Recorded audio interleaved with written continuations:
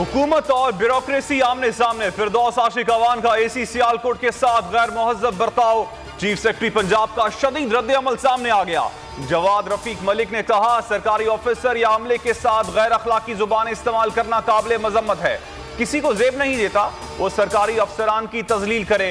अफसरान दिन रात अवाम की सहूलत के लिए फील्ड में हैं, जो काबिल सत्ताइश है। तहफ़्फ़ुज़ात वज़ीर आला पंजाब तक पहुंचा दिए हैं। मरियम नवाज का फिरदौस आशिक अवान से एसी सियालकोट सोनिया सदफ से माफी मांगने का मुतालबा। बोली, सरकारी अफसरान आपके जाती मुलाजिम नहीं।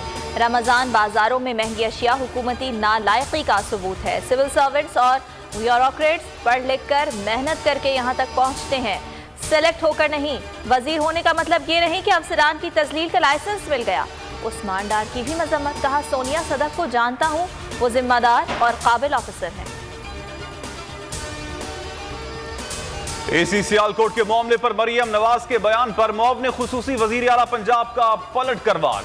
ट्वीट में कहा, करप्ट शाही खानदान की जाली राजकुमारी के नजदीक उनके अब्बा जी, चचा और राना सनाउल्लाह की ब्यूरोक्रेट्स और उनकी औलादों को दी गई धमकियां हलाल, जबकि एसी की दानिस्ता कोताही की निशानदही करना हराम है।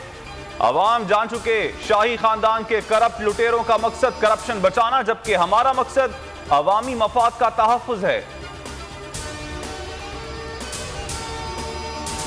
कोरोना की तीसरी लहर में शिद्दत बरकरार। गुज़िश्ता 24 घंटों में मजीद 79 जिंदगियों के चिराग गुल। मोहलिक वबा के बाइस इंतकाल करने वालों की मजमूई तादाद 18,149 हो गई। मजीद 4,213 अफराद मोहलिक वायरस में मुब्तला।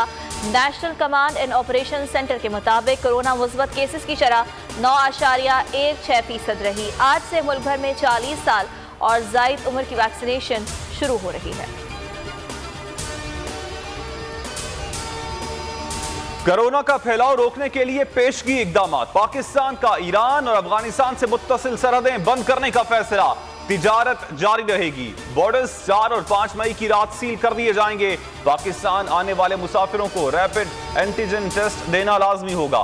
NCOC के मुताबिक पॉजिटिव आने पर मुसाफिर मुतल्लिका मुल्क वापस जाएगा। National control and operation centre ने एतकाफ, शब कदर और नमाज ईद के लिए गाइडलाइंस जारी कर दी। SOPs पर अमल यकीनी बनाने की हिदायत। बलोचिस्तान का सियासी माहौल गर्म। BAP और PTI में दूरियां बढ़ने लगी। वजीर आला बलोचिस्तान के लिए खतरे की घंटी बज गई। अरकान असम्बली की बैकडोर मुलाकातों में तेजी आ गई। PTI की सूबाई क़यादत वजीर आला बलोचिस्तान की तब्दीली के लिए सरगर्म।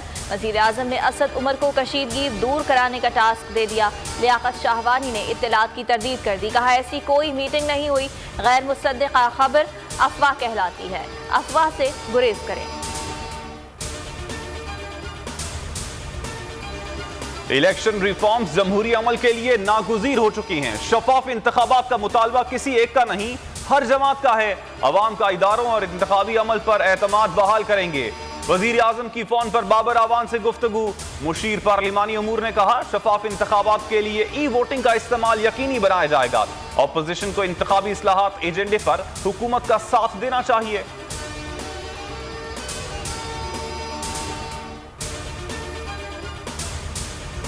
पीपल्स पार्टी मुल्क में इंतखाबी इस्लाहात की हामी। एतजाज एहसन कहते हैं, इलेक्ट्रॉनिक वोटिंग से धांधली का खात्मा हो सकता है। मामले पर पीपल्स पार्टी अपना फैसला करेगी। एहसन इकबाल ने इलेक्ट्रॉनिक वोटिंग को धांधली और नया ड्रामा करार दे दिया। कहा, इलेक्शन बार बार हारने पर तहरीक इंसाफ को इलेक्ट्रॉनिक वोटिंग याद आ रही है। फवाद चौधरी ने रद्द अमल में कहा, नून लीग का इंतखाबी इस्लाहात पर मुज़ाकरात से फरार इंतहाई अफसोसनाक है।